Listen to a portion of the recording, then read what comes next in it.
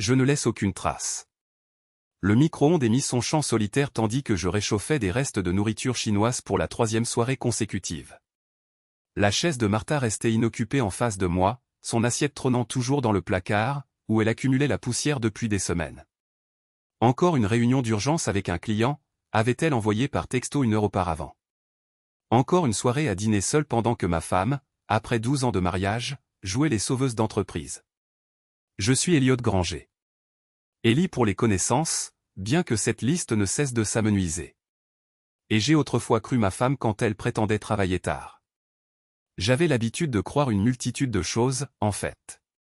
Comme ceci, 15 ans dans l'armée et 8 ans en tant que chef de projet senior chez Pinnacle Engineering signifiait quelque chose de ce genre.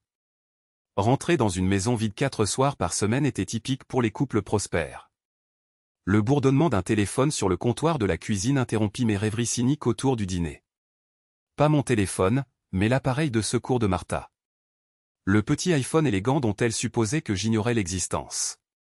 L'écran s'illumina d'un message qui figea mes baguettes à mi-chemin de ma bouche. La nuit dernière était incroyable. J'ai hâte de t'avoir rien que pour moi à la maison du lac ce week-end. Sous le texte se trouvait une photographie qui me retourna l'estomac. Ma femme, dévêtue à partir de la taille, souriant de manière séductrice à l'objectif dans ce qui semblait être une chambre d'hôtel opulente. Je reposais mes baguettes avec une précision chirurgicale, à l'image de la façon dont j'avais été formé à manipuler les explosifs au Moyen-Orient. Prudent. Méthodique. Car une seule manœuvre incorrecte et tout explose. Le téléphone vibra de nouveau. Un autre message de V. Dis à ton mari ennuyeux que tu travailles encore tard. Il est trop stupide pour s'en rendre compte de toute façon. C'est alors que j'ai ri. Littéralement ri à voix haute dans ma cuisine déserte, parce que la plaisanterie cosmique était tout simplement trop parfaite.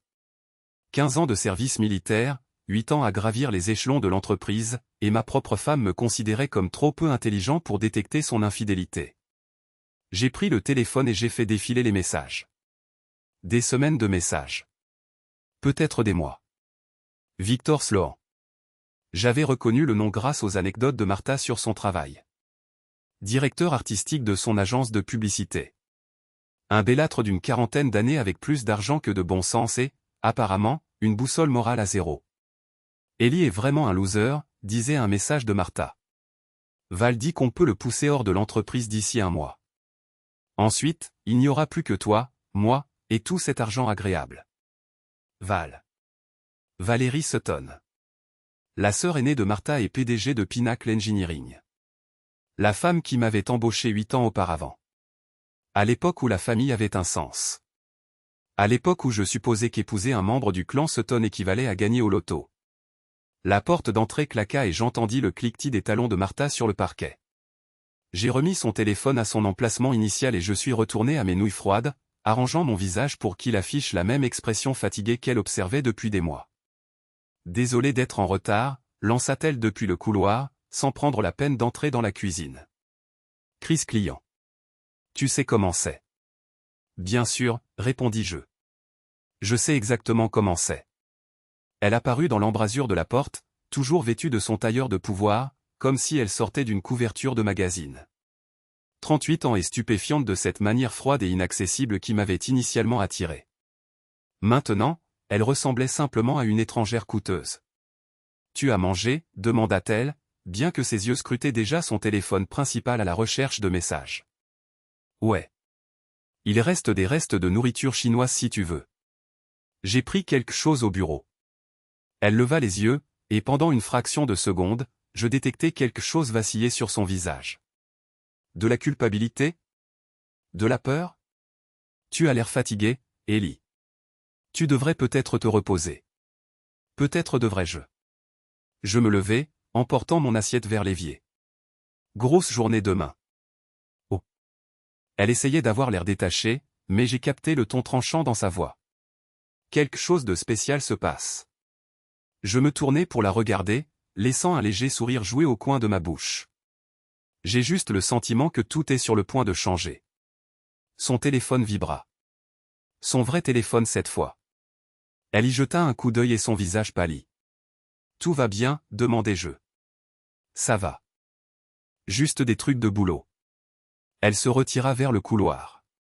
Je vais prendre une douche et me coucher. Ne m'attends pas, je la regardai disparaître à l'étage, puis sortis mon propre téléphone et ouvris l'application d'enregistrement vocal. Il est temps de faire un peu de reconnaissance. 20 minutes plus tard, j'étais appuyé contre la porte de la salle de bain, écoutant la voix de Martha à travers le bois fin pendant qu'elle parlait sur haut-parleur. Il ne se doute de rien, disait-elle. Ellie est trop absorbée par ses petits projets d'ingénierie pour remarquer ce qui se passe juste sous son nez. Tu es sûr? C'était la voix de Val, tranchante et professionnelle, même à 10 heures du soir. Parce que s'il découvre la restructuration de l'entreprise avant que nous soyons prêts, il ne découvrira rien. La voix de Victor coupa court, grave et suave, le genre de voix qui charmait probablement les clients et les femmes mariées avec une égale facilité. C'est un robot, Val. Un robot utile, mais un robot tout de même. Quand tu le vireras demain, il s'en ira en traînant des pieds, la queue entre les jambes, comme ils le font tous. 5 minutes, dit Martha, et je pouvais entendre le sourire cruel dans sa voix. Donnez-lui 5 minutes pour vider son bureau et s'en aller. C'est tout ce qu'il mérite après avoir été un poids mort pendant si longtemps. Et la maison, demanda Val. Et ses parts dans l'entreprise. Le contrat de mariage couvre la maison, répondit Martha. Et ses parts de l'entreprise me reviennent s'il est licencié pour faute grave. Victor a déjà préparé les documents prouvant qu'il volait des plans de projet. Mon sang se glaça. Il ne se contentait pas de comploter pour m'humilier. Il complotait pour me détruire. Absolument génial, dit Victor. D'ici vendredi, il sera au chômage, sans domicile fixe et accusé de fraude. Alors toi et moi pourrons enfin être ensemble sans aucune complication. J'ai tellement hâte, ronronna Martha. J'en ai tellement marre de faire semblant de m'intéresser à ces histoires ennuyeuses et à ces pitoyables tentatives de m'impressionner. Je reculai de la porte, les mains tremblant de rage. 15 ans de service militaire, 8 ans de travail loyal, 12 ans de mariage, et ils croyaient pouvoir m'effacer en 5 minutes. Ils étaient sur le point d'apprendre que sous-estimer un ancien combattant était la dernière erreur qu'ils commettraient.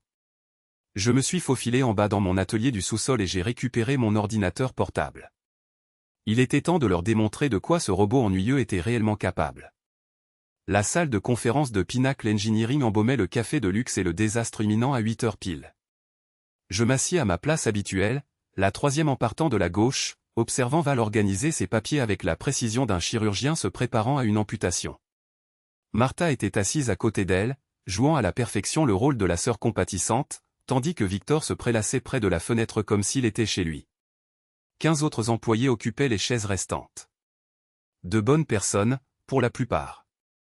Des ingénieurs et des chefs de projet qui avaient travaillé à mes côtés pendant des années, qui me faisaient confiance pour les protéger.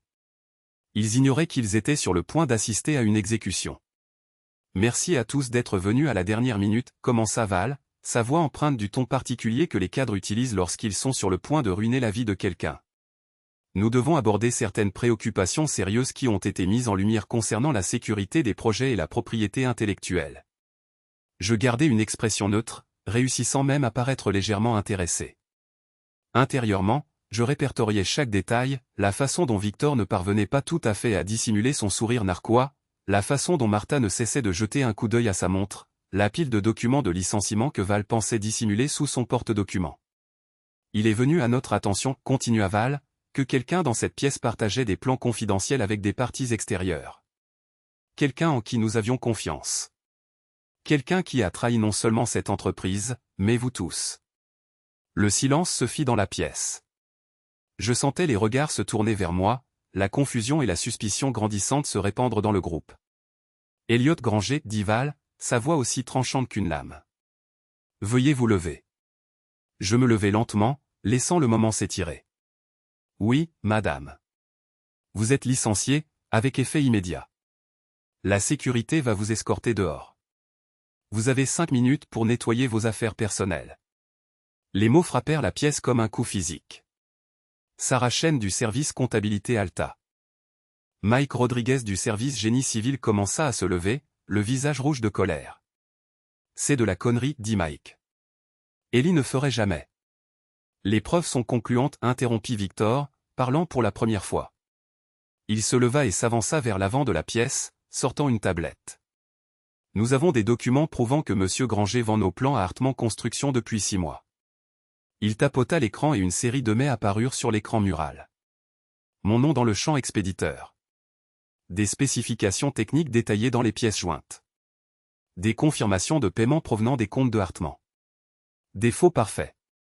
Je devais admirer la qualité du travail, même si je sentais l'ambiance de la pièce se retourner contre moi. Espèce de fils de pute, dis-je doucement, en regardant directement Victor. Ce sont des faux, et tu le sais. Vraiment? Le sourire de Victor était fin comme une lame de rasoir. Les métadonnées concordent. La piste de paiement est claire. Tu volais tes amis, Ellie. Ta propre famille. Je me tournai pour regarder mes collègues, des gens que j'avais encadrés, des gens pour qui je m'étais battu lors des coupes budgétaires et des réorganisations. La plupart baissèrent les yeux. Les preuves étaient trop parfaites, trop convaincantes. Mais tout le monde n'y croyait pas. Sarah Chen se leva, sa voix ferme malgré le tremblement que je pouvais entendre en dessous. Je travaille avec Ellie depuis 6 ans. C'est la personne la plus honnête de cette entreprise. Je suis désolé que vous le ressentiez ainsi, dit Val froidement. Mais les faits parlent d'eux-mêmes. Vraiment? J'ai plongé la main dans la poche de ma veste et en ai sorti un petit enregistreur numérique. Parce que j'ai aussi quelques faits à vous présenter. La température dans la pièce semble chuter de 10 degrés. Hier soir, dis-je en appuyant sur lecture. Quelqu'un a oublié de vérifier si la porte des toilettes était insonorisée. La voix de Martha emplit la pièce, d'une clarté cristalline. Il ne se doute de rien. Ellie est trop absorbée par ses petits projets d'ingénierie pour remarquer ce qui se passe sous son nez. Le visage de Val devint blanc. Victor recula d'un pas, mais j'étais loin d'avoir fini.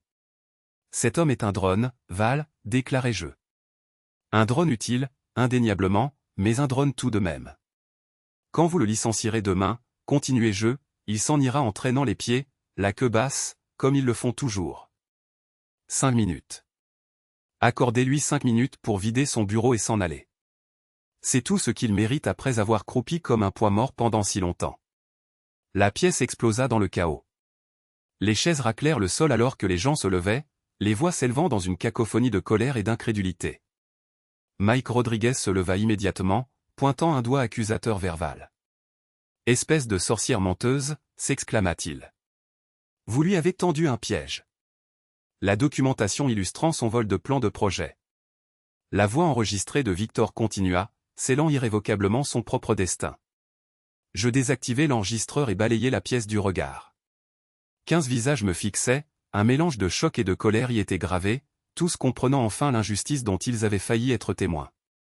Je suppose, annonçai-je, ma voix résonnant clairement au-dessus du vacarme, que j'ai 5 minutes pour ranger mes affaires. Mais pas mon bureau. Je me tournai vers Val, qui mélangeait frénétiquement des papiers, tentant désespérément de reprendre le contrôle. Je démissionne, déclarai-je. Avec effet immédiat. Et j'emmène mon équipe avec moi. Vous ne pouvez pas, commença à protester Val. Ne peut pas quoi, rétorquai-je. Partir? Créer ma propre entreprise. Acquérir des clients qui valorisent réellement l'intégrité? Je souris, mais c'était un sourire dépourvu de chaleur. Regardez-moi faire. Sarah Chen fut la première à se lever. Je suis avec Ellie, affirma-t-elle. Mike Rodriguez hocha la tête, sombrement. Comptez sur moi, fit-il écho. Un par un, 14 des 15 personnes présentes dans la pièce se levèrent en signe de solidarité.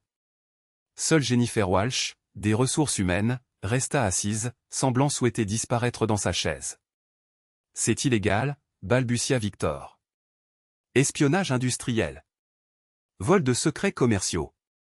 Prouvez-le, le défiai-je. Oh, attendez, vous avez déjà épuisé votre quota de preuves fabriquées pour la journée. Je me dirigeai vers la porte, puis m'arrêtai et jetai un coup d'œil en arrière à Martha. Elle restait figée, son maintien méticuleusement entretenu s'effondrant enfin. Au fait, chérie, dis-je d'un ton conversationnel, j'ai transféré nos comptes joints ce matin, et j'ai découvert ton téléphone jetable.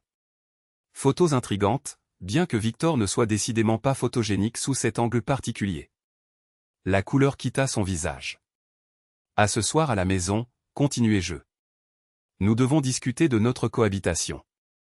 Je sortis de la pièce, suivi de 14 bonnes personnes. Derrière nous, je pouvais discerner Val criant dans son téléphone, contactant probablement son conseiller juridique. Quel appel, pensais-je. J'avais aussi une représentation légale. Une représentation supérieure, en fait. Dans l'ascenseur, Sarah Chen me regarda avec quelque chose qui ressemblait à de l'admiration. « Depuis combien de temps étiez-vous au courant ?» demanda-t-elle. « De la liaison ? 2 jours. De l'arnaque ? Depuis hier soir. » Je consultai ma montre. Ils m'ont accordé 5 minutes pour ranger mes affaires. J'estime qu'il me faudra environ 5 jours pour les démanteler complètement. Les portes de l'ascenseur s'ouvrirent et nous sortîmes ensemble dans le hall. 15 personnes qui étaient entrées en tant qu'employés partaient maintenant en tant qu'associés d'une nouvelle entreprise. Derrière nous, Pinnacle Engineering commençait déjà à montrer des signes de son effondrement imminent. Le Rusty encore était le genre d'établissement où les professionnels de Portland se réunissaient pour déplorer leurs supérieurs et élaborer des stratégies d'avancement de carrière autour de bières bon marché et de whisky de qualité supérieure. À 3 heures de l'après-midi, il était pratiquement désert, à l'exception de Carla, qui tenait le bar, et de Rex, mon ancien camarade de l'armée, qui sirotait un café dans le box d'angle. Rex ressemblait exactement à ce qu'il était, un ancien agent des forces spéciales devenu détective privé. 1,88 m, bâti comme un mur infranchissable, orné de cicatrices qui laissaient deviner des opérations que le gouvernement préférait ne pas reconnaître. Il veillait sur mes arrières depuis 20 ans, et je n'avais jamais eu autant besoin de sa protection qu'à ce moment précis. Alors, commença-t-il alors que je me glissais dans le box en face de lui, « Votre femme a une liaison avec son collègue, votre belle-sœur a tenté de vous piéger pour espionnage industriel, et vous avez simplement quitté votre emploi avec la moitié du département d'ingénierie. Ai-je oublié quelque chose ? Il prévoit aussi de saisir la maison, dis-je en faisant signe à Carla pour une bière. L'accord prénuptial contient apparemment une clause concernant les fautes conjugales, mais seulement si c'est moi qui les commets. » Rex eut un sourire, cette expression le transformant en une sorte de requin sympathique. « Heureusement que ce n'est pas vous qui avez des aventures extra-conjugales, alors. » Carla déposa une bouteille de Sam Adams sur la table avec plus de force que nécessaire. Elle avait la cinquantaine, des cheveux gris acier et ce genre d'attitude pragmatique qui découlait de 2 décennies passées à écouter les problèmes des autres. « J'ai entendu parler de ce qui s'est passé chez Pinnacle, » dit-elle sans préambule. « Les nouvelles vont vite dans cette ville. »« À quelle vitesse ?» demandai-je. « Assez vite pour que Victor Sloan soit venu ici il y a 1 heure, offrant des verres à tous ceux qui voulaient bien écouter sa version de l'histoire. » Elle s'appuya contre la table, son expression sombre. « Selon lui, vous êtes un voleur et un menteur qui a pillé l'entreprise pendant des mois. Et quelle est l'avis général ? La plupart des gens pensent qu'il raconte des salades, dit-elle brutalement. Victor a une réputation. Marié 3 fois, infidèle à toutes. En plus, des rumeurs circulent depuis des mois sur lui et cette reine des glaces de femme que vous avez. » Rex se pencha en avant. « Quel genre de rumeurs ? » Le genre de rumeurs où il n'était pas aussi discret qu'il le croyait, répondit Carla. Ma cousine travaille à l'Eastland Park Hotel. Elle dit qu'ils y réservent une chambre tous les mardis depuis 3 mois. Toujours en payant en espèces. Toujours en utilisant de faux noms, mais elle les a reconnus. Je sentis un sourire froid se répandre sur mon visage. Tous les mardis ? Comme sur des roulettes. Chambre 412. Toujours la même chambre. Départ à 11 h, mais ils partent généralement avant 10 h. Elle se redressa. Voulez-vous que je passe quelques coups de fil ? Je connais des gens qui connaissent des gens. Pas encore, dis-je. Mais gardez l'oreille ouverte. Ce n'est que le début. Après le départ de Carla, Rex sortit une tablette et la fit glisser sur la table. J'ai fait quelques recherches sur votre ami Victor. Il s'avère qu'il a plus de secret que simplement entretenir une liaison avec votre femme. Je fis défiler les informations affichées à l'écran. Relevé financier, biens immobiliers et une série de sociétés écrans qui ne correspondaient pas tout à fait. Il a prélevé des fonds sur les comptes des clients, expliqua Rex. Rien de substantiel, rien qui ne déclencherait un audit, mais ça s'accumule. Environ 200 000 sur les 2 dernières années. Pouvez-vous le prouver ? Pas devant un tribunal. Mais je peux prouver suffisamment de choses pour rendre sa vie extrêmement inconfortable. Rex prit une gorgée de son café. La question est de savoir jusqu'où vous comptez aller. Avant que je puisse répondre, mon téléphone vibra avec un SMS provenant d'un numéro inconnu. Il faut qu'on parle. Rendez-vous au parking de Exchange Street, niveau 3. Viens seul, V. Je montrai le message à Rex, qui leva un sourcil. Culotté, observa-t-il. Ou stupide? Probablement les deux. Je finis ma bière et me levai.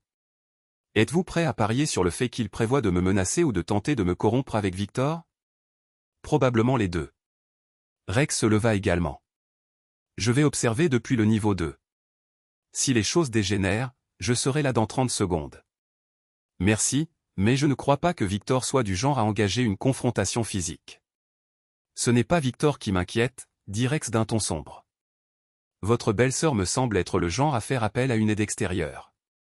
20 minutes plus tard, je me tenais sous la faible lumière fluorescente du parking de Exchange Street, écoutant l'écho de mes pas sur le béton. La BMW argentée de Victor était garée au fond, et je pouvais distinguer sa silhouette sur le siège du conducteur. Je m'approchai lentement, les mains visibles, l'entraînement militaire me rendant vigilant à tout signe d'embuscade. Victor sortit de la voiture alors que je m'approchais, et je fus surpris de voir à quel point il avait l'air bouleversé. Ses cheveux, habituellement impeccables, étaient en désordre, son costume coûteux froissé. « Ellie, dit-il, la voix serrée par le stress. Merci d'être venu. Il ne me semblait pas avoir beaucoup le choix, répondis-je. Que voulez-vous, Victor? Il passa une main dans ses cheveux, un geste qui aurait semblé décontracté si ses mains n'avaient pas légèrement tremblé. Écoute, toute cette situation a dégénéré, dit-il. Personne n'avait l'intention que ça prenne de telles proportions. Vraiment? Parce que l'enregistrement que j'ai diffusé ce matin suggérait le contraire. C'était simplement, nous étions frustrés. Vous devez comprendre, l'entreprise est en difficulté. Nous devions prendre des décisions difficiles. Je ris, un son rauque qui résonna contre les murs de béton. Des décisions difficiles? C'est comme ça que vous appelez le fait de me piéger pour vol? Les preuves ont été fabriquées. Nous savons tous les deux qu'elles ont été fabriquées. Je me suis avancé d'un pas et Victor a instinctivement reculé contre sa voiture. La question est, qu'allez-vous faire? Je peux faire disparaître tout ça, dit-il précipitamment. Les allégations de vol, le licenciement, tout. Nous dirons qu'il y a eu un malentendu. Nous vous proposerons de reprendre votre poste avec une promotion, associé principal, tous les avantages, options d'achat d'actions. Et en retour, vous oubliez l'enregistrement. Vous oubliez d'autres choses. Nous avançons tous comme des adultes. J'ai faim de réfléchir, laissant le silence s'éterniser jusqu'à ce que Victor commence à transpirer. C'est une offre généreuse, dis-je enfin. Il y a juste un problème. Lequel? Je ne veux pas reprendre mon poste. Je ne veux pas de votre argent, et je ne veux certainement pas faire comme si vous n'aviez pas de liaison avec ma femme depuis 6 mois. Le visage de Victor vira au rouge écarlate. Ellie, soyez raisonnable. Raisonnable? J'ai ri de nouveau. Vous voulez du raisonnable? Voilà du raisonnable. Vous avez 48 heures pour avouer au conseil d'administration la fabrication de preuves. Vous avez 72 heures pour rompre avec Martha, et vous avez une semaine pour trouver un nouvel emploi, car je vais m'assurer que tout le monde dans cette ville sache exactement quel genre d'homme vous êtes. Vous ne pouvez pas. Ne peut pas quoi? Ruiner votre réputation? Détruire votre carrière? Faire de votre vie un enfer? J'ai souri, et cette fois, c'était sincèrement agréable. Victor, j'ai passé 15 ans dans l'armée à apprendre comment démanteler des choses, des gens, des systèmes, des réseaux entiers de mensonges et de corruption. Vous pensez qu'un simple directeur de création infidèle va me poser un défi? Il s'est redressé, essayant de retrouver un semblant de contenance. Vous faites une erreur, Ellie. Martha et Val ont des ressources que vous ne pouvez pas comprendre. Des avocats, des relations, de l'argent. Ils vous enterreront. Peut-être, dis-je. Mais voici le problème quand on est enterré, Victor. Parfois, cela vous offre simplement une meilleure position pour planter des explosifs. Je me suis retourné pour m'éloigner, puis me suis arrêté et jeté un coup d'œil en arrière. Oh, et Victor, ai-je crié, la prochaine fois que vous envisagez un rendez-vous clandestin, assurez-vous que votre véhicule n'a pas été compromis au préalable. Ses yeux s'écarquillèrent d'alarme, et il ouvrit précipitamment le capot de sa voiture. L'odeur âcre assaillit immédiatement ses sens, une vile concoction de poissons putrides et d'adhésifs industriels, stratégiquement déposés dans son système de climatisation pendant qu'il attendait mon arrivée. Qu'est-ce que c'est que ce bordel? Crevettes décomposées, ai-je rétorqué, en me dirigeant tranquillement vers la cage d'escalier.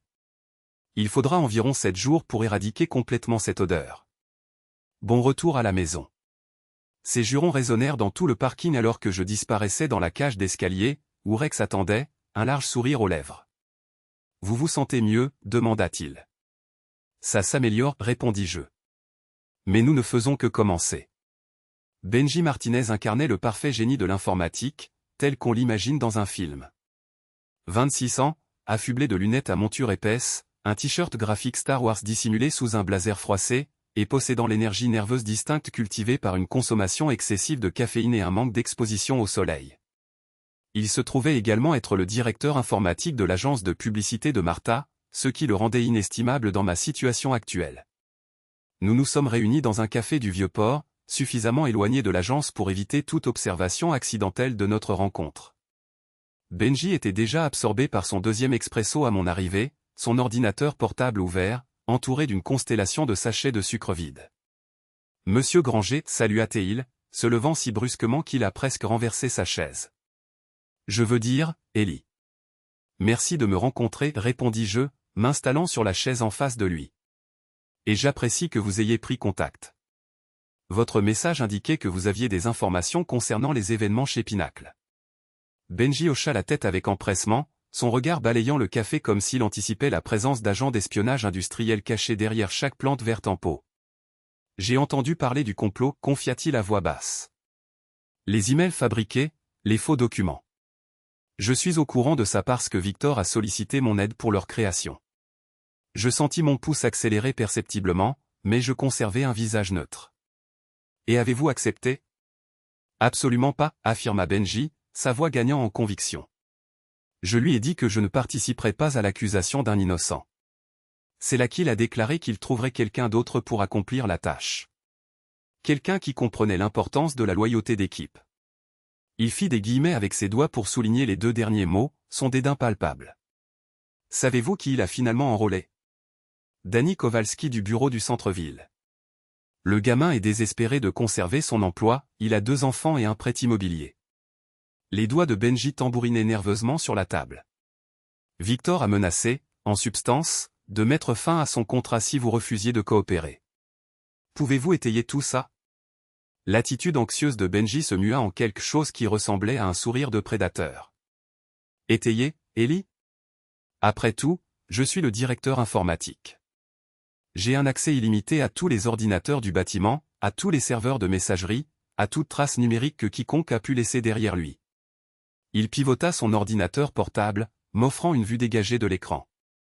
Il affichait un registre méticuleux des horodatages de création et de modification de fichiers, des enregistrements d'accès utilisateurs et des informations de routage des emails. Voici Danny fabriquant les entêtes de mails contrefaits, expliqua-t-il, en pointant un horodatage. Voici Victor accédant à votre dossier personnel pour obtenir des données personnelles. Et voici la pièce de résistance. Ils ont utilisé l'ordinateur de la salle de conférence pour imprimer les faux documents, négligeant le fait que chaque impression est enregistrée, avec un horodatage et une identification d'utilisateur. J'ai examiné les informations, mon entraînement militaire me permettant d'assimiler les ramifications tactiques. Ce n'était pas simplement une preuve, c'était une piste écrite exhaustive, prête à anéantir Victor et tous ses complices. « Pourquoi m'aidez-vous » demandai-je. Benji se renversa sur sa chaise, paraissant soudain plus âgé que ses 26 ans. « Parce que j'observe ce qui se passe à l'agence depuis plusieurs mois, déclara-t-il. Victor a exploité sa position pour maltraiter des collègues féminines, s'approprier le mérite du travail des autres et, de manière générale, se comporter comme s'il était le propriétaire de tout l'établissement. « Et votre femme ?» Il marqua une pause, choisissant ses mots avec soin. Disons simplement qu'elle a encouragé ses penchants les plus répréhensibles. Comme lorsqu'elle a plaidé pour le licenciement de Jenny de la comptabilité, affirmant que Jenny manquait de l'attractivité requise pour représenter l'entreprise lors d'événements clients, ou lorsqu'elle a conseillé à Victor de trouver un prétexte pour éliminer Marcus de la création, le jugeant trop âgé et inflexible. Mes mains se crispèrent en poing sous la table. J'avais conscience de la cruauté de Martha, mais je n'avais pas pleinement apprécié l'étendue de sa méchanceté active. Il y a plus, continua Benji. Ils ont détourné des ressources de l'entreprise à des fins personnelles. Victor facture la conception de son site web personnel sur les comptes des clients. Martha utilise la carte de crédit de l'entreprise pour des dépenses personnelles, soins en spa, dîner somptueux, séjour à l'hôtel. Séjour à l'hôtel tous les mardis depuis 4 mois. Toujours le même hôtel. Toujours facturé au compte de Hartmann Construction, ostensiblement comme divertissement client. Il afficha un autre écran. Hartmann s'est vu facturer une pléthore de divertissements clients qu'ils n'ont jamais reçus. Je me suis adossé à ma chaise, traitant les informations. Ils n'étaient pas seulement engagés dans une liaison extra-conjugale, ils détournaient des fonds de leur propre entreprise pour la financer. « Que voulez-vous de moi ?» demandai-je. « Protection », répondit Benji simplement. Quand cette affaire sera rendue publique, Victor finira inévitablement par déduire que quelqu'un de l'intérieur vous a aidé. J'ai besoin d'assurance que je ne serai pas sacrifié comme bouc émissaire. Vous ne le serez pas, jurez-je. En fait, j'aurai peut-être une offre d'emploi pour vous dans un avenir proche. Ses yeux s'illuminèrent d'anticipation. La nouvelle entreprise, celle dont tout le monde parle. L'information circule vite. Plus vite que vous ne le pensez. La moitié de l'agence est déjà en train de mettre à jour son curriculum vitae. Personne ne veut travailler pour Victor. Et avec vous qui débauchez la majorité des talents en ingénierie de Pinacle. Il haussa les épaules avec désinvolture. Disons simplement que le consensus général parie sur votre succès. Mon téléphone vibra, signalant l'arrivée d'un message texte. J'y jetai un coup d'œil, et ma tension artérielle monta en flèche. « Problème ?» demanda Benji. « Ma femme souhaite nous réunir pour dîner ce soir. Elle affirme que nous devons délibérer de notre avenir en tant qu'adultes civilisés. Cela sonne mal. Ça l'est. » Je me levai, tendant la main à Benji. « Transmettez-moi tout ce que vous avez. Adresse email, journaux de fichiers, registre financier, l'intégralité de tout. » Et Benji ? Oui. Soyez prudent. Victor devient de plus en plus désespéré, et les personnes désespérées sont enclines à commettre des actes imprudents. Je sortis du café et retraçai mes pas vers mon véhicule, mon esprit bouillonnant de scénarios potentiels. Martha désirait me rencontrer, très bien. Cependant, cette fois, je dicterai le cours de la conversation. Mon téléphone émit une sonnerie alors que j'approchais de la voiture, le nom de Rex s'affichait sur l'identification de l'appelant. « Quelle est la situation ?» répondis-je. « Nous avons un problème », déclara Rex sans préambule. « J'ai surveillé les mouvements de Victor, selon vos instructions. Il venait juste de conclure une réunion avec Tony Castellano. » Un frisson glacial m'a parcouru les veines.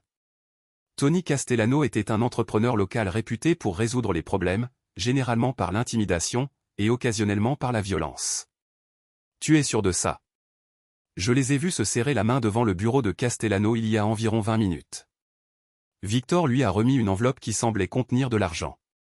Fils de pute. Je suis monté dans ma voiture et j'ai démarré le moteur. Ils font monter les enchères. Il semble que oui. Quelle ligne de conduite préconises-tu? Changement de plan, ai-je déclaré en quittant ma place de parking. S'ils ont l'intention de jouer dur, montrons-leur la vraie définition du jeu dur. Qu'est-ce que tu as besoin? Tout ce que tu peux déterrer sur l'entreprise de Tony Castellano, état financier, liste de clients, tout ce qui pourrait nous donner un avantage.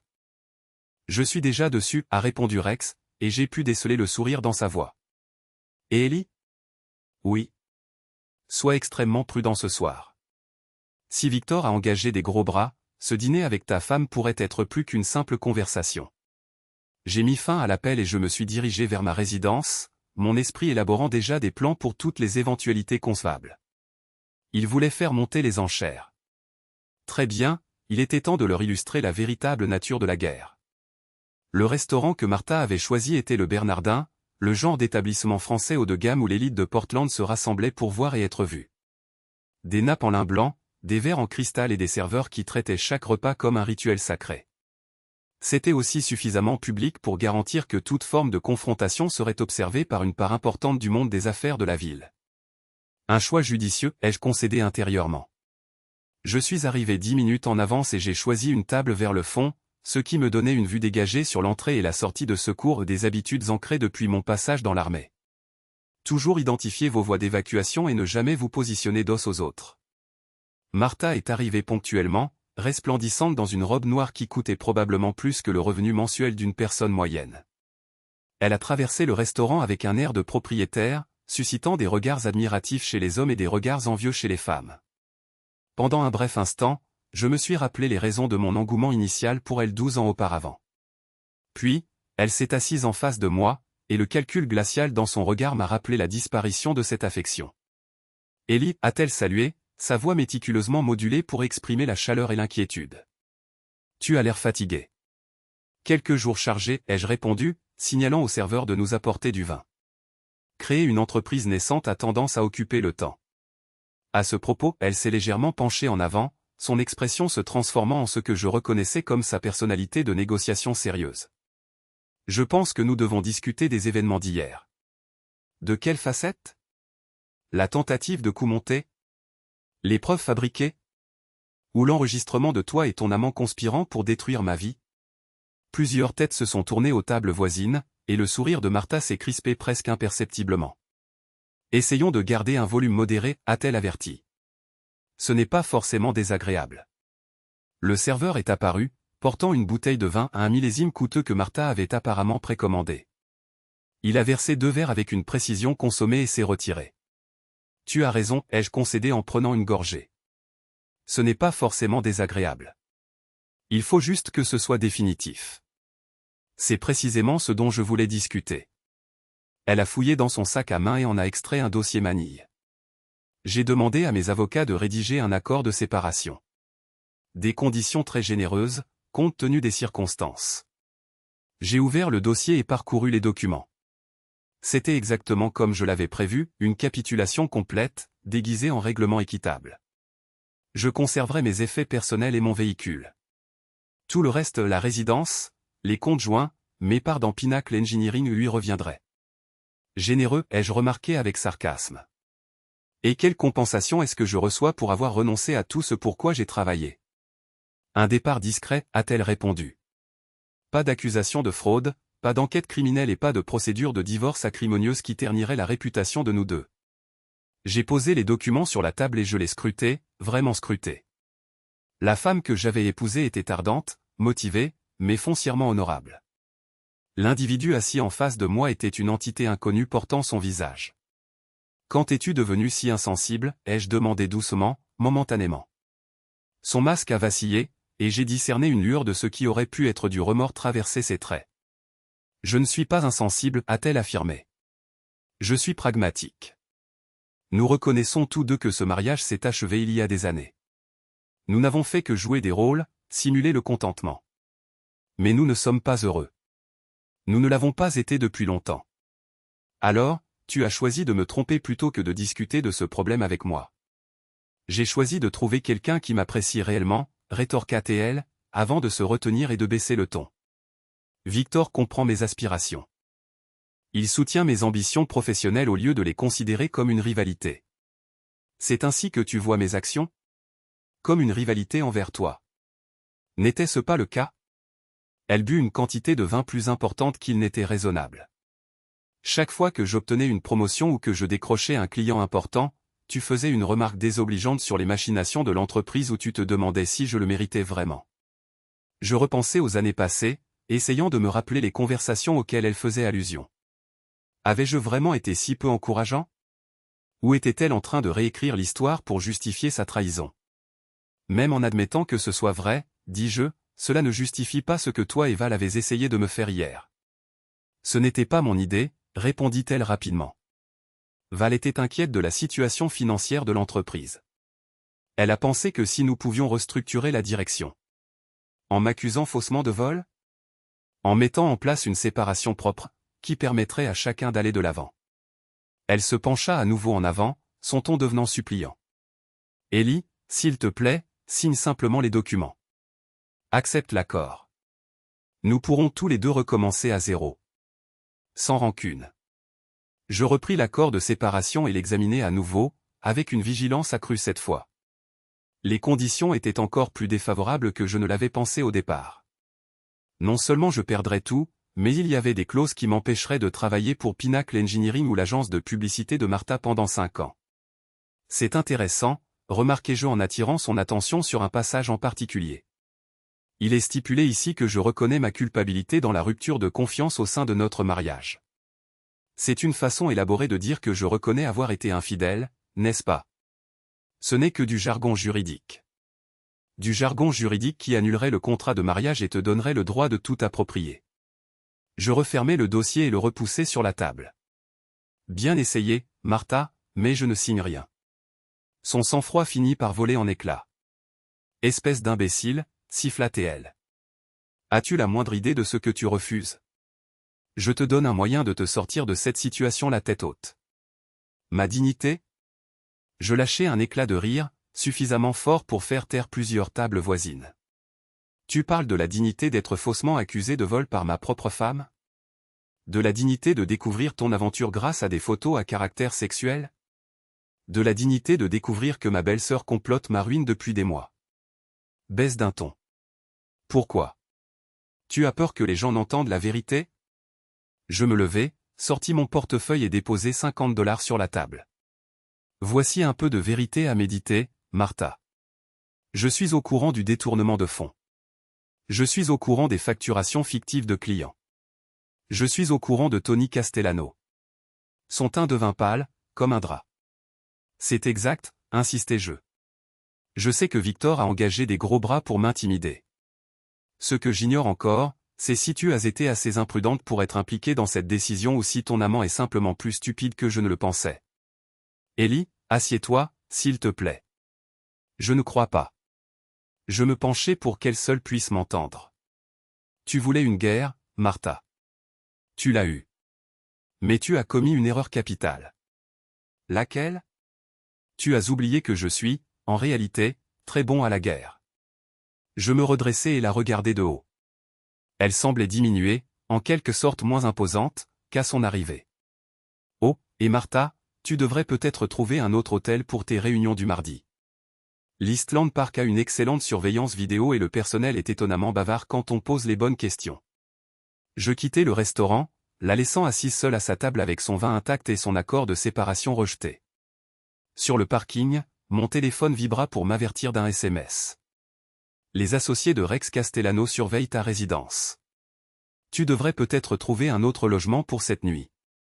Je répondis, heureusement, je ne compte pas rentrer chez moi. Place à la phase 2. L'Eastland Park Hotel était, depuis plus d'un siècle, le summum de l'opulence hôtelière à Portland, et son élégance surannée en faisait le lieu par excellence pour les affaires discrètes et les entrevues commerciales clandestines. De plus, comme je l'avais vérifié grâce au contact de Rex, il était doté de l'une des infrastructures de sécurité les plus complètes de la ville. J'occupais un poste dans le hall à 11h du soir, sirotant un scotch et observant les batteries d'ascenseur. Selon les informations fournies par Benji, la réservation habituelle de Victor et Martha était pour le mardi soir, mais ma confrontation au dîner avait manifestement accéléré leur calendrier. Ils se sont matérialisés séparément, comme à leur habitude, Victor en premier, jetant des coups d'œil nerveux autour de lui avant de se diriger vers l'ascenseur. Martha est apparue 10 minutes plus tard, sa contenance initiale rétablie, mais ses mouvements trahissant toujours une tension sous-jacente. J'ai attendu 5 minutes supplémentaires, puis je me suis rendu à la réception, où un jeune employé nommé David assurait la rotation nocturne. Rex avait facilité les présentations plus tôt. David était un ancien de l'armée, comme moi, et il comprenait la notion de camaraderie.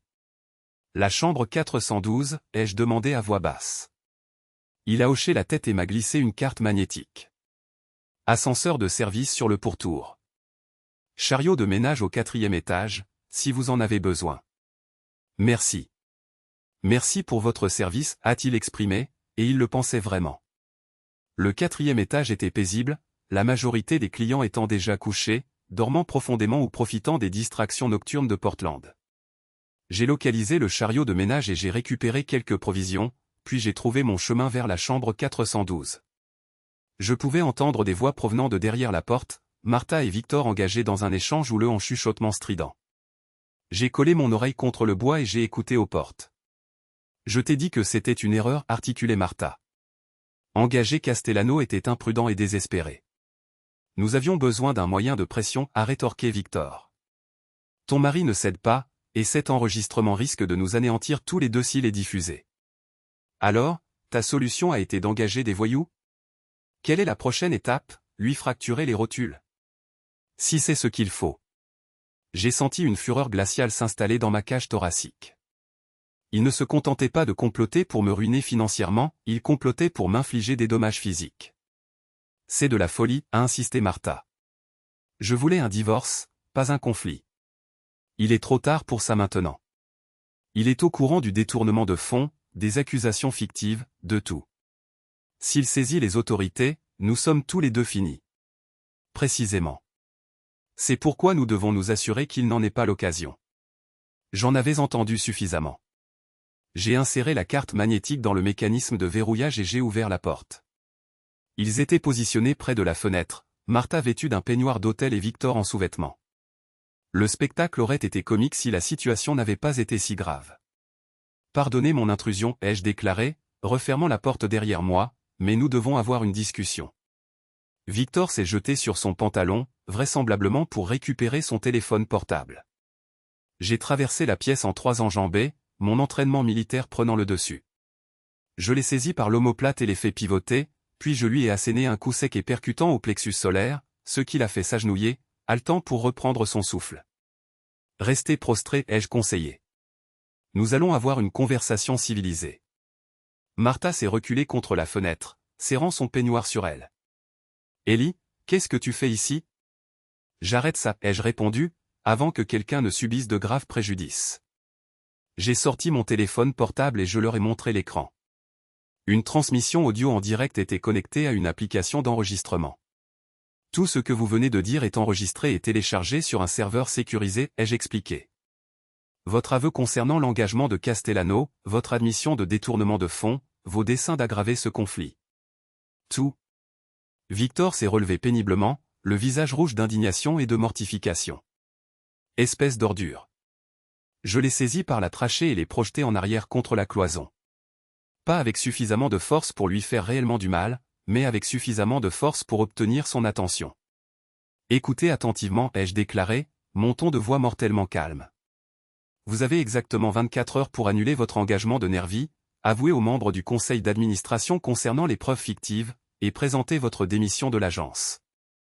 Si vous ne vous conformez pas, cet enregistrement sera diffusé à la gendarmerie, au Bureau fédéral d'investigation et à toutes les agences de presse de l'État.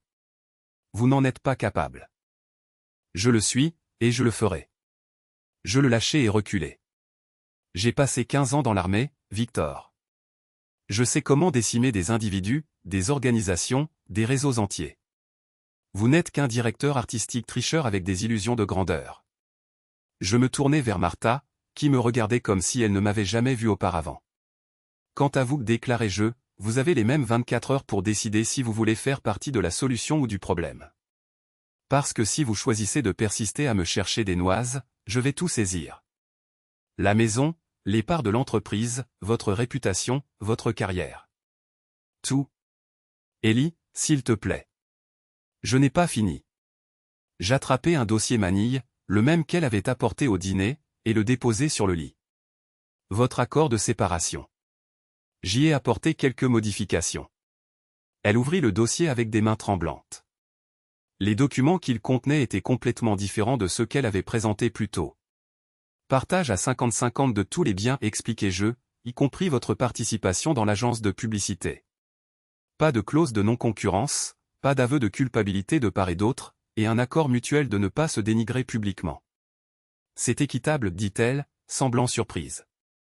Je ne suis pas un homme vindicatif, Martha. Je ne l'ai jamais été. Mais je ne me laisserai pas tromper, et je ne serai pas anéanti. Je l'ai scruté tous les deux. Vous avez 24 heures. Après cela, les gants sont retirés complètement. Je me dirigeai vers la porte, puis m'arrêtai, jetant un coup d'œil en arrière. Oh, et Victor, ajoutai-je, vous devriez peut-être inspecter votre voiture avant de rentrer chez vous. Après avoir dérobé plusieurs articles sur un chariot de femme de chambre, je les déposai dans la chambre d'hôtel avant de descendre dans l'ascenseur jusqu'au hall. David leva les yeux alors que je passais devant la réception. Tout s'est bien passé, demanda-t-il. Parfaitement, répondis-je. Merci de votre aide. Dehors, Rex attendait dans sa voiture, le moteur tournant. « Comment ça s'est passé ?» demanda-t-il alors que je m'installais sur le siège passager. « Ils ont 24 heures pour se rendre, déclarai-je. Après ça, on termine ça. » « Et s'ils refusent de se rendre, murmurai-je, songeant aux menaces de Victor, au calcul glacial de Martha et aux mois de tromperie et de trahison qui avaient abouti à cette situation. Alors, nous allons montrer ce qui se passe quand on déclare la guerre à quelqu'un qui a réellement les connaissances pour se battre. Rex sourit, passant la voiture en marche avant. J'espérais que vous diriez ça. 23h45 plus tard, je me tenais dans la salle de conférence du Marriott du centre-ville, examinant la foule rassemblée de journalistes, de magnats des affaires et d'anciens collègues qui s'étaient réunis pour ce que le communiqué de presse avait qualifié d'annonce majeure concernant des malversations financières dans le secteur des affaires de Portland. Rex montait la garde près de l'entrée arrière, surveillant attentivement les accès. Benji était occupé sur un ordinateur portable dans un coin, gérant la diffusion en direct sur les plateformes de médias sociaux et les chaînes d'information locales. Sarah Chen et Mike Rodriguez me flanquaient à la table d'honneur, représentant la jeune entreprise que nous avions officiellement créée ce matin à midi pile. Alors que leur limite que j'avais imposée à Victor et Martha arrivait, mon téléphone vibra avec un SMS. Allez en enfer. On ne recule pas, V. Je montrai le message à Sarah, qui secoua la tête sombrement. Leur enterrement, dit-elle. Je m'approchai du pupitre et tapotai le microphone, et la salle se tut. Mesdames et messieurs, merci d'être venus. Je m'appelle Élie Granger, et jusqu'à hier, j'étais chef de projet senior chez Pinnacle Engineering. Je suis ici aujourd'hui pour dénoncer une conspiration de fraude, de détournement de fonds et de corruption d'entreprises qui s'étend aux plus hauts échelons de deux des entreprises les plus importantes de Portland. Un murmure parcourut la foule. J'observais plusieurs journalistes qui sortaient leur téléphone, tandis que d'autres prenaient déjà des notes. Il y a 3 jours, continuai-je, j'ai été licencié de Pinnacle Engineering sur de fausses accusations de vol et d'espionnage industriel. Les preuves présentées contre moi ont été fabriquées par Victor Sloan, directeur artistique de l'agence de publicité Hartwell & Associates, avec la connaissance et la complicité de Valerie Sutton, PDG de Pinnacle. J'hochai la tête à Benji, qui lança l'affichage de documents sur le grand écran derrière moi. Ce que vous voyez actuellement, ce sont les enregistrements de métadonnées illustrant quand et comment les fausses preuves ont été générées. Horodatage, identifiant d'utilisateurs et empreintes digitales numériques qui démontrent de manière irréfutable que les allégations portées contre moi ont été fabriquées. Les murmures s'intensifièrent, devenant plus forts.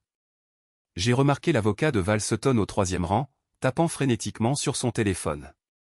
Mais la fabrication de preuves n'était que le point de départ, ai-je déclaré. Au cours des 72 heures précédentes, mon équipe a mis au jour un schéma d'irrégularité financière touchant les deux entreprises. L'écran a affiché des relevés bancaires et des relevés de cartes de crédit.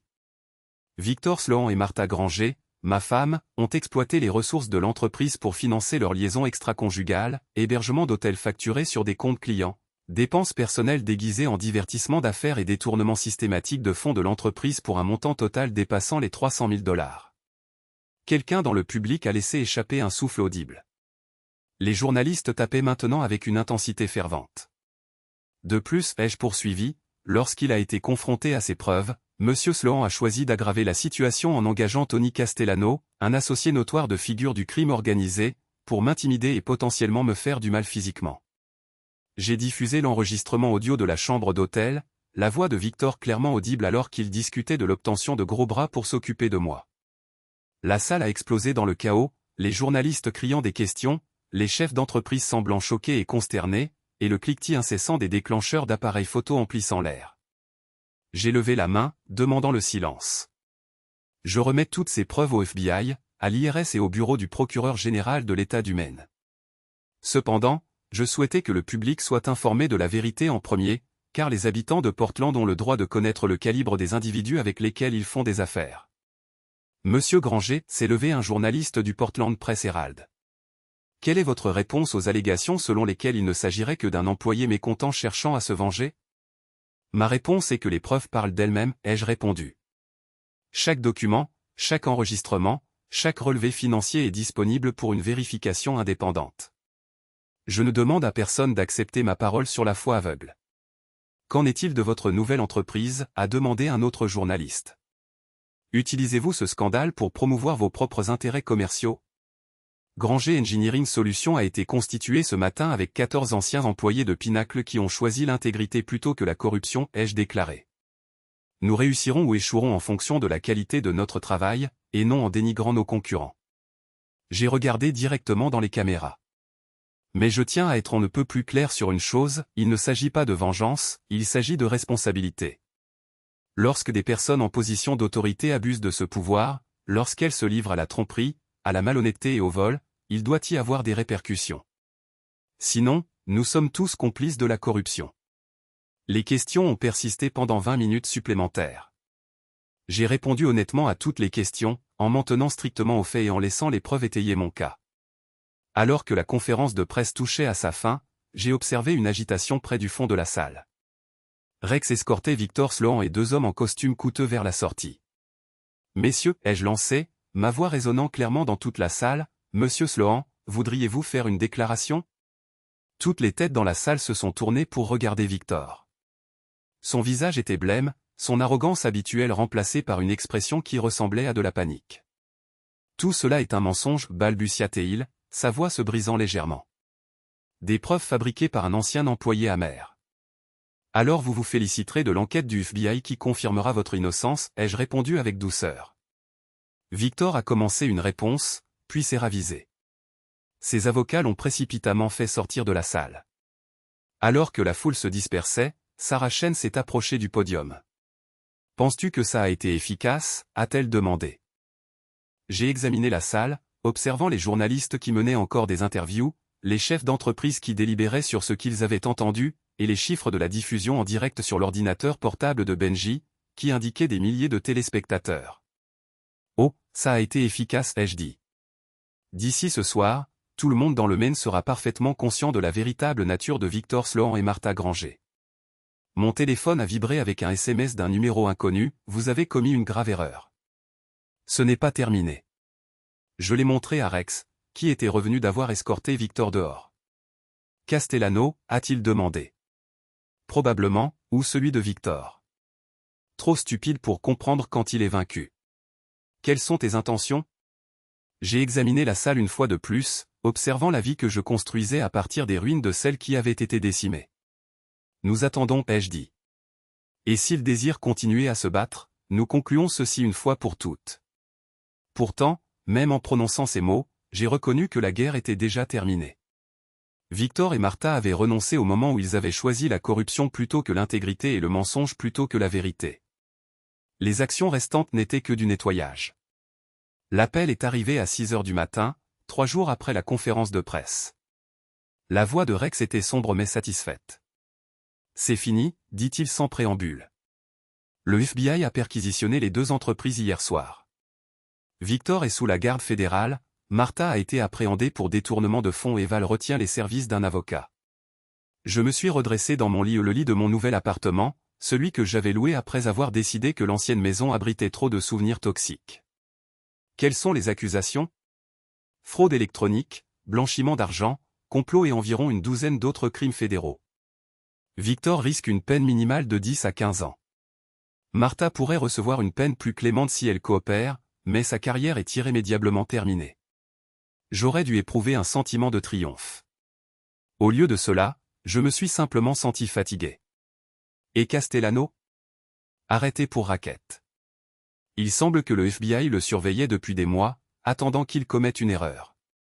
Le recruter pour intimider un témoin fédéral ou ce que vous êtes devenu dès l'instant où vous avez déposé votre plainte était précisément le type d'impair qu'ils avaient anticipé.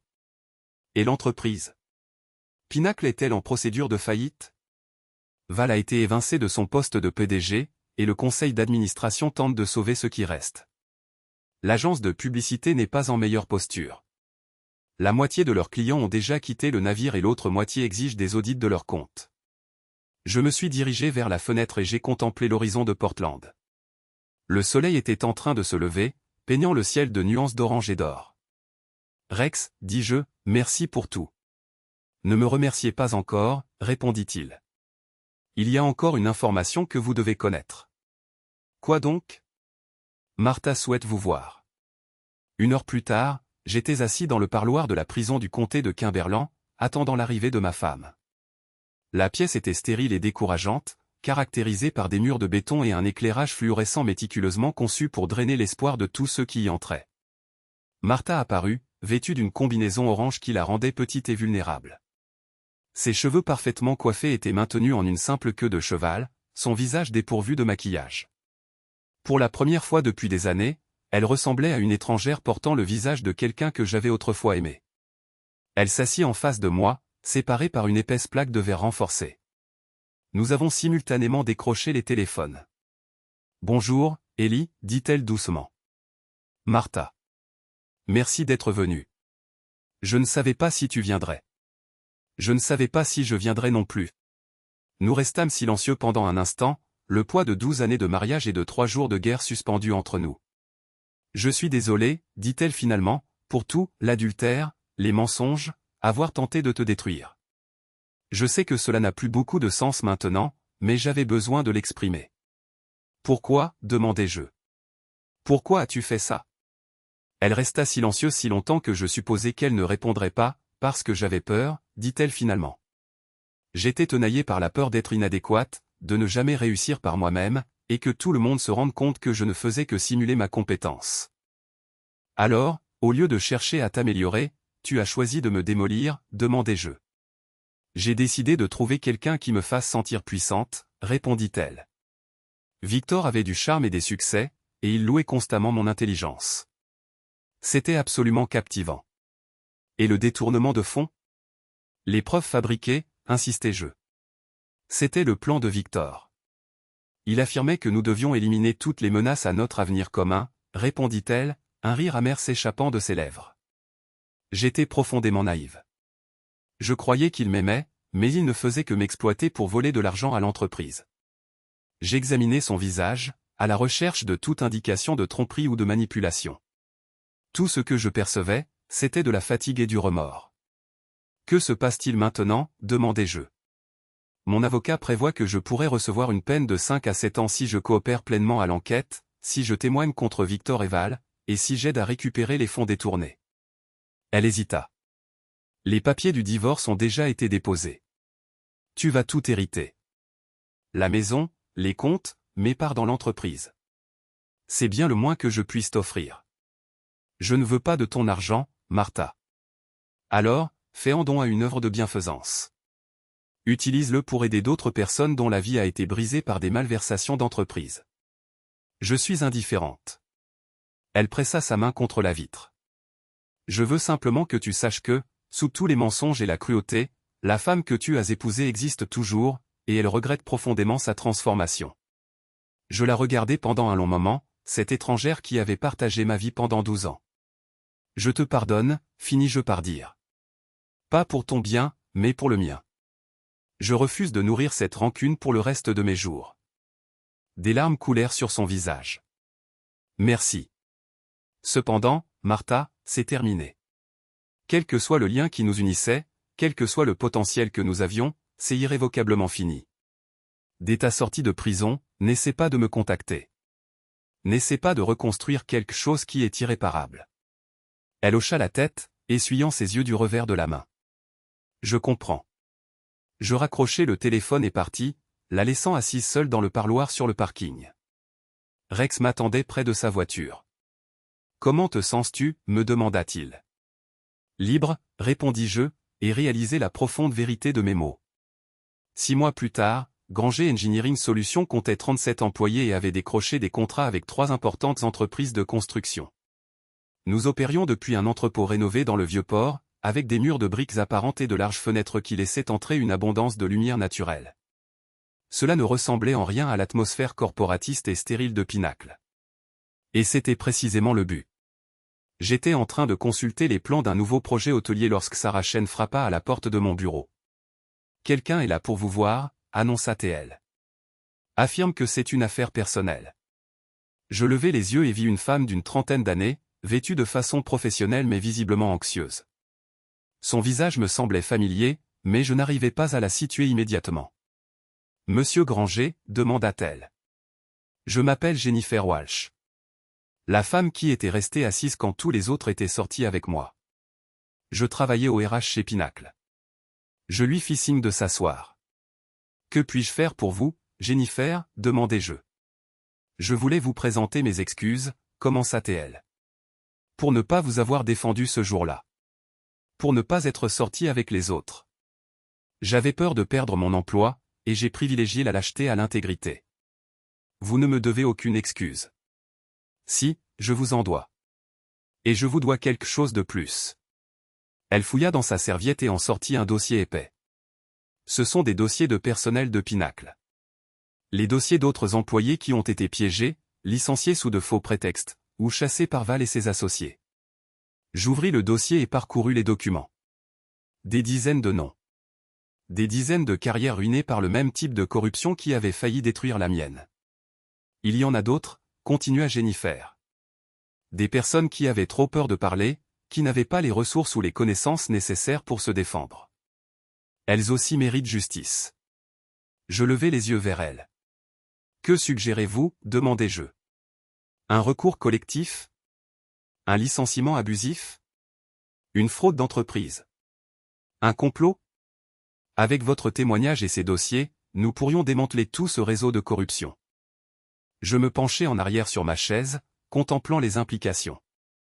Davantage d'imbroglio juridique, davantage d'attention du public, davantage de temps consacré à me battre plutôt qu'à construire.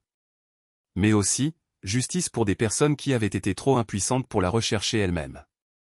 Je vais devoir y réfléchir, dis-je. Bien sûr. Mais, M. Granger, merci de nous avoir montré à tous ce que le courage représente. Après son départ, je restai dans mon bureau, contemplant le port, observant les allées et venues des bateaux. Mon téléphone vibra avec un message d'un numéro inconnu. Vu les nouvelles concernant le dernier contrat de votre entreprise. Félicitations. Vous méritez tous les succès. J'ai supprimé le message sans répondre. Certains chapitres de sa vie doivent rester clos, tandis que d'autres ne font que commencer. J'ai pris mon téléphone et composé le numéro de mon avocat. Tom, c'est Élie Granger. J'ai besoin de discuter d'un recours collectif. Dehors, le soleil se couchait sur la baie de Casco, peignant le ciel de vibrantes teintes rouges et dorées. Cela marquait la fin d'une autre journée, mais cela ressemblait à la jeunesse de quelque chose de bien plus grand. La justice, semblait-il, ressemblait étrangement à l'ingénierie. On commençait par des fondations solides, construites méticuleusement et méthodiquement, et on créait finalement quelque chose capable de résister à toutes les adversités. J'ouvris le dossier de Jennifer et commençai à lire le premier dossier. Il y avait du travail à faire.